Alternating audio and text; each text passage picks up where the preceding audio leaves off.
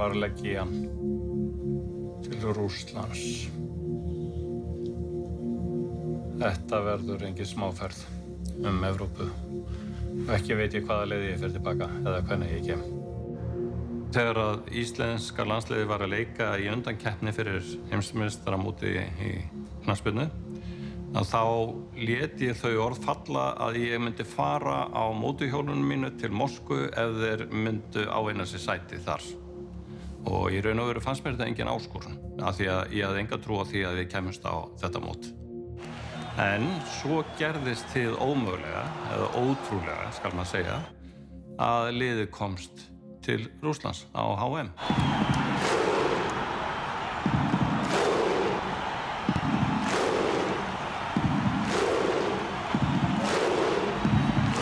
Þó við séum nú ekki mikið inn í fótbolta eða fótboltaumræðu, þá auðvitað smitaðist maður af þessu eins og öll þjóðin.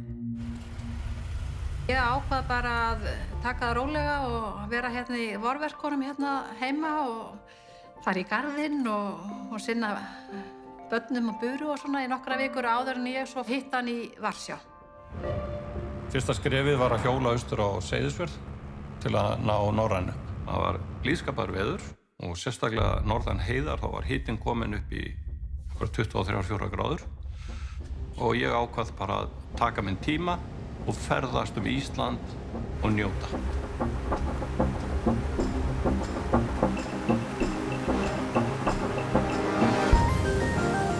Og þarna heimsótti ég okkar fallegustu staði og myndaði og flaug flygildinu mínu yfir og bara naut þess að ferðast.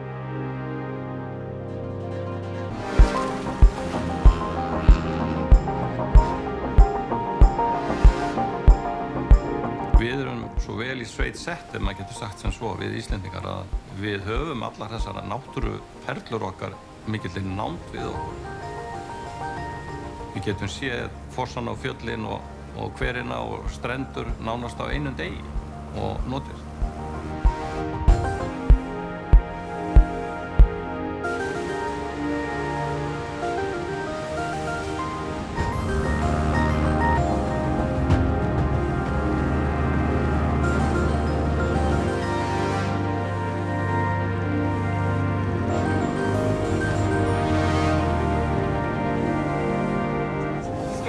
Þetta búið að vera eins og Miðjarðarhafsveður allan tíman.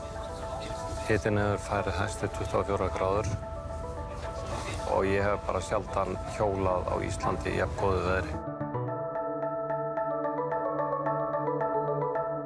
Þegar við komum til Færeyja þá stoppaði skipið í einhverjar 6 klukkustundir og ég ákvað að fara í land og bara hjóla og skoða mig Og ég gerði mig grein fyrir því að ef eitthvað hefði komið fyrir og ég hefði ekki náð í skipið, þá hefði ég ekki náð leiknum í Moskvu á móti Argentina, af því ég hefði þurft að bíða í viku eftir ferjunni. Þannig ég passaði mig mjög og það mátti ekkert koma fyrir mig þarna.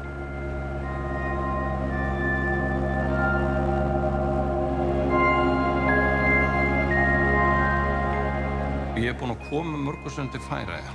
Og yfirleitt hefur þetta verið að hausti til eða vetri til. En þarna, við þessar aðstæður, þar sem ég var núna, var hið gagnstæða. Veðrið var svo yndislegt þarna að ég sá í raun og veru Færeyja í algjörlega nýrri mynd. Og í raun og veru gerir það verkum að mér langar til þess að fara til Færeyja og eyða kannski viku bara við það að hjóla Færeyjar.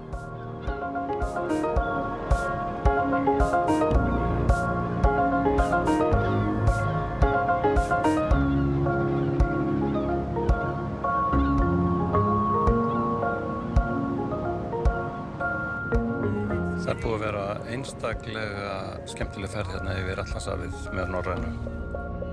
Við höfum verið í einmunna blíðu, sjórinn sléttur, en við erum búin að vera á 2 sólarhringa og eigum hálfan eftir til Hirsals.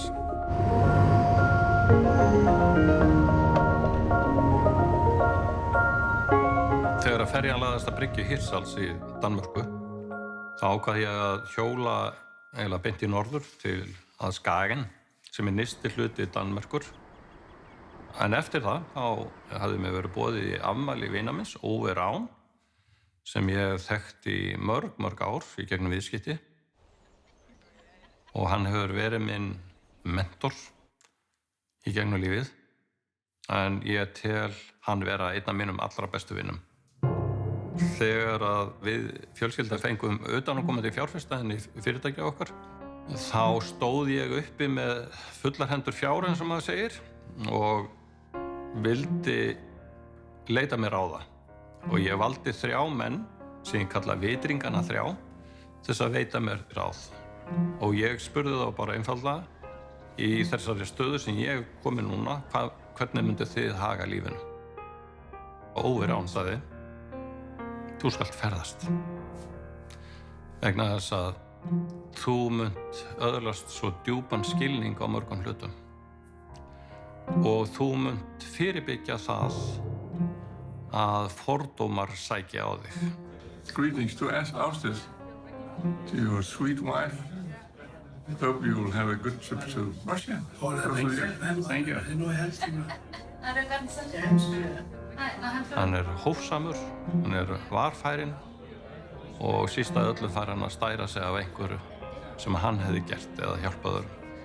En þarna fekk ég tækifæri til þess að þakka honum fyrir það að hafa verið einn af vitringunum mínum í gegnum lífið.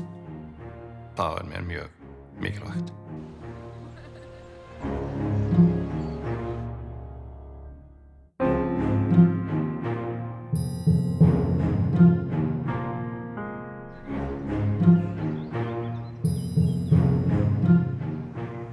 Á þessum tíma var Ásdís komin til Varsjá og raun og bara beið eftir mér.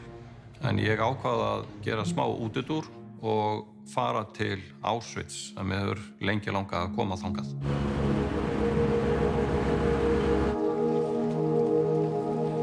Það verður ekkert upphlaup þó að verði aðeins röskun á planinu. Kannski líka eftir að hann fór hringinn í kringum hnöttinn að þá ég ekkert að reiða mig svo endilega svo mikið á hann.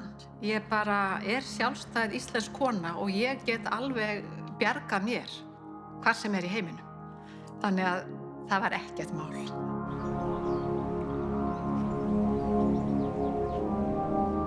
Þegar ég kem til Auswitch þá fékk ég að upplifa einn mesta hrylling í mannkynssögunni. Og það erfitt að lýsa þeim hrotta sem þar átti sér stað. Í þessum útrýmingabúðum drápu nasistar yfir 1 milljón gyðinga. Maður búinn að lesa sér til mikið gegnum tíðina og sjá myndir og annað en að koma á staðinn og upplifa þetta var ótrúlegt. En það sem að eiginlega stendur upp úr hvað þetta varðar var þegar að við vorum leidd í gegnum vöruhús nokkurs konar, stóran sal í búðunum. Það sem búið var að koma fyrir tugþúsundum skópara. Stórir skór, litlir, gömlu fólki, ungu fólki og svo framvegis og framvegis. Og við gengum í gegnum þessar stæður sem að voru einhverja 34 metra á hæð og maður á einhvern óskiljanlegan hátt skynjaði nærveru fólksins. Og maður gekk í gegnum það.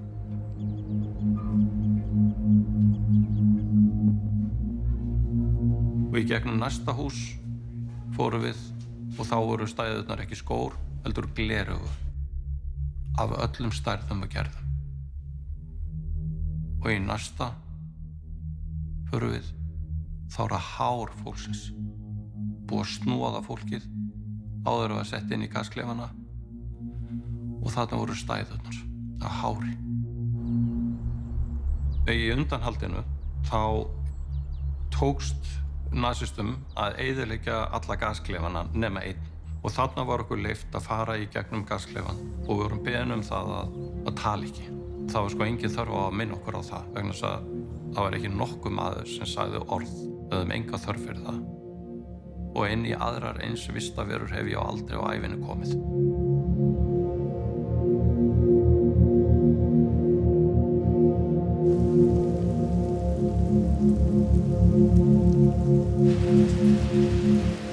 Ég held að það sé gott fyrir hvern og einn að koma hérna til Auswitch og sjá þennan hrylling sem átti sér stað.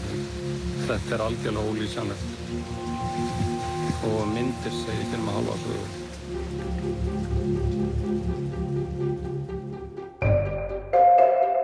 Ég tók hérna skráningarskírteinið. Nét! Komist ekki inn í Rússland.